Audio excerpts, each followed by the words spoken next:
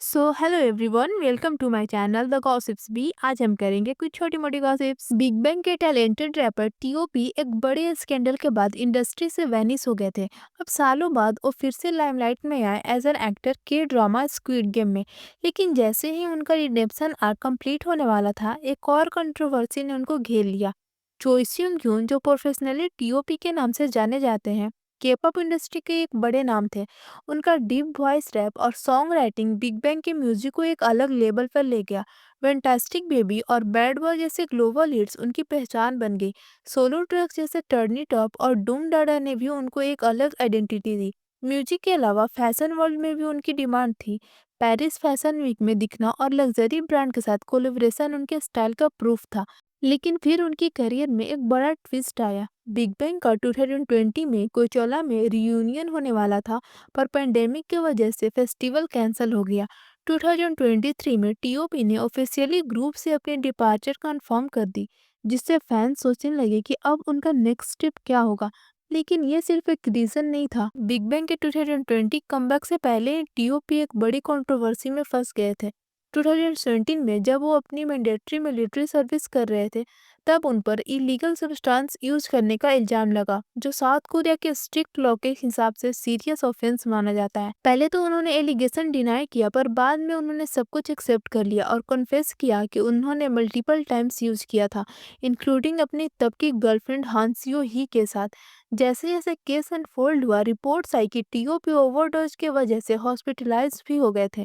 बाद में कंफर्म हुआ कि वो रेगुलरली एक प्रिस्क्रिप्शन सेडेटिव यूज करते थे, लेकिन उस दिन ओवरडोज हो गया। डिस्चार्ज होने के बाद उन पर ट्रायल हुआ और उनको 2 साल की प्रोबेशन सेंटेंस मिली। इस स्कैंडल का इम्पैक्ट तुरंत दिखने लगा। उनकी रेपुटेशन डैमेज हो गई और उन्होंने बिग बैंग से एक इनडेफिनिट ब्रेक लेने का अनाउंसमेंट कर दिया। अपने लीगल कॉन्सिक्वेंसेस के अलावा टीओपी को पब्लिक सिक्योरिटी का भी भारी बर्डन उठाना पड़ा। साउथ कोरिया की एंटरटेनमेंट इंडस्ट्री में आइडल्स को बहुत स्ट्रिक्ट मॉरल स्टैंडर्ड फॉलो करने होते हैं, और सब्सटेंस रिलेटेड ऑफेंस काफी बार किसी की करियर का एंड पॉइंट बन सकता है। लगभग एक डिकेड तक टीओपी का प्रेजेंस म्यूजिक और एंटरटेनमेंट वर्ल्ड में कम होता गया। बिग बैंग ने कमबैक की कोशिश की, लेकिन टीओपी की फ्यूचर ग्रुप में अनसर्टेन रही। 2019 में अपनी मिलिट्री सर्विस कंप्लीट करने के बाद टीओपी ने एक लो प्रोफाइल मेंटेन की। ना सोशल मीडिया पे ज़्यादा एक्टिव रहे, ना ही पब्लिक अपीयरेंस दिए। लेकिन जैसे जैसे टाइम आगे बढ़ा, उनकी स्टोरी भी शिफ्ट होने लगी। 2022 में प्रेस्टीज हांगकांग के एक एक्सक्लूसिव इंटरव्यू में उन्होंने फाइनली अपनी चुप्पी तोड़ी और बताया कि 2017 के स्कैंडल का उनके पर्सनल लाइफ पर कितना बड़ा इम्पैक्ट था। उन्होंने इस फेज को अपनी लाइफ का सबसे बुरा वक्त बताया, एक ऐसी दौर जब उनकी दुनिया बिखर गई थी। पहली बार टीओपी ने ओपनली एक्सेप्ट किया कि उनको बहुत गिल्ट और रिग्रेट था। ये भी रिवील किया कि उस टाइम पर उन्होंने अपनी लाइफ खत्म करने की भी कोशिश की थी। उन्होंने ये माना कि उनकी गलतियों की वजह से उनकी फैमिली और दोस्तों और फैंस को दुख पहुंचा, और उन्होंने अपनी तरफ से सिंसियर रिमोर्स एक्सप्रेस किया। लेकिन जैसे ही ऐसा लगा कि टीओपी हील हो रहे हैं, स्क्विड गेम सीजन 2 आया और एक नई कंट्रोवर्सीज में फंस गए। 15 जनवरी 2025 को एक टिकट के बाद उन्होंने मीडिया के सामने स्टेप किया स्क्विड गेम 2 का प्रमोशन करने के लिए। इस रेयर इंटरव्यू में टीओपी ने फाइनली बैकलिस्ट के बारे में बोला, जो उनको हिट नेटफ्लिक्स सीरीज में रोल करने के लिए मिला। उन्होंने एक कैरेक्टर थैनोस प्ले किया, जो एक ट्रबल्ड रैपर था जो कंट्रोल सब्सटेंस की प्रॉब्लम से लड़ रहा था। लेकिन जैसे ही स्क्विड गेम 2 26 दिसंबर 2024 को रिलीज हुआ, रिव्यू कुछ खास नहीं थे। क्रिटिक्स और ऑडियंस दोनों ने उनकी एक्टिंग को क्रिटिसाइज किया। साउथ कोरिया के कुछ मेजर मीडिया आउटलेट्स ने भी उनकी परफॉर्मेंस को वीक कहा। इवन उनकी कास्टिंग पर भी लोगों ने क्वेश्चन उठाया और नए कंट्रोवर्सीज शुरू हो गए। काफी लोगों का मानना था कि उनको ये रोल सिर्फ उनकी इंडस्ट्री में कनेक्शन की वजह से मिला, न कि उनकी एक्टिंग टैलेंट की वजह से। टैलेंट या स्किल पर क्वेश्चन उठाने के बावजूद डायरेक्टर हांगडो युग ने खुद क्लेरिफाई किया कि टीओपी का सिलेक्शन एक रिगरस ऑडिशन प्रोसेस के बाद हुआ था। डायरेक्टर ने बताया कि मल्टीपल इवोल्यूशन के बाद उन्हें यकीन हो गया था कि टीओपी इस रोल के लिए परफेक्ट है। हम अपने डिसीजन बदल नहीं सकते। डायरेक्टर ने कहा कंट्रोवर्सी का प्रेशर एक्नॉलेजमेंट करते हुए।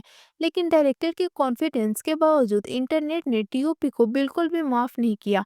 क्रिटिक्स और फैंस दोनों ने अपना गुस्सा निकालते हुए पूछा कि एक क्रिमिनल रिकॉर्ड वाले इंसान को इतनी हाई प्रोफाइल रोल्स कैसे मिल सकती है। अब कोई भी अपनी मर्जी से एक्टर बन सकता है क्या, एक यूजर ने कमेंट किया। एक और ने डिस्कस एक्सप्रेस किया कि टीओपी फिर से पब्लिक आई में आ गया है।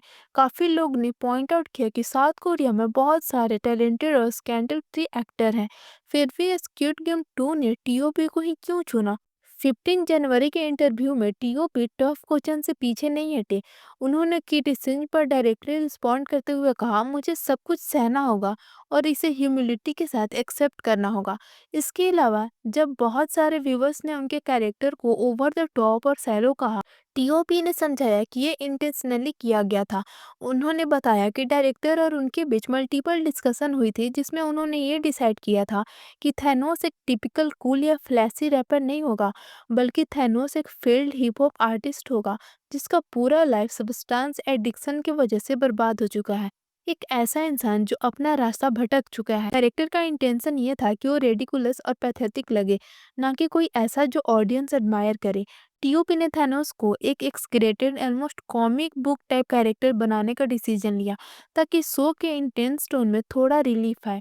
जहाँ कुछ लोग को उनके परफॉर्मेंस डिटैच लगे, वहीं टीओपी इसे एक केयरफुली क्राफ्टेड रोल मानते हैं। जैसे जैसे उन्होंने अपने कैरेक्टर में डीपली डाइव किया, एक बात बहुत क्लियर हो गई। ये सिर्फ बैकलिस्ट का प्रेशर नहीं था जो उनको डिस्टर्ब कर रहा था, बल्कि एक और पर्सनल स्ट्रगल भी था जो इस रोल के साथ जुड़ी हुई थी। ये पता चला कि जो सीन जिसमें थैनोस स्ट्रेंज सब्सटेंस कंज्यूम कर रहे थे, वो टीओपी के लिए शूट करना इमोशनली बहुत टफ था। सिर्फ इसलिए नहीं कि सीन में इमोशनल डेप्थ चाहिए थी, बल्कि इसलिए भी क्योंकि उसमें उन्हें अपने पास्ट के सेम का सामना करना पड़ा। उन्होंने कॉन्फेस किया अपने पास्ट के सेम को फेस करना बहुत टफ था जब ये सीन शूट हो रहा था। लेकिन उन्होंने इसे अवॉइड नहीं किया, बल्कि उन्होंने खुद को पूरा इमर्स कर दिया इस रोल में। उन्होंने सब्सटेंस एडिक्शन की दुनिया में डीप रिसर्च की ताकि थैनोस की स्ट्रगल रियल लगे।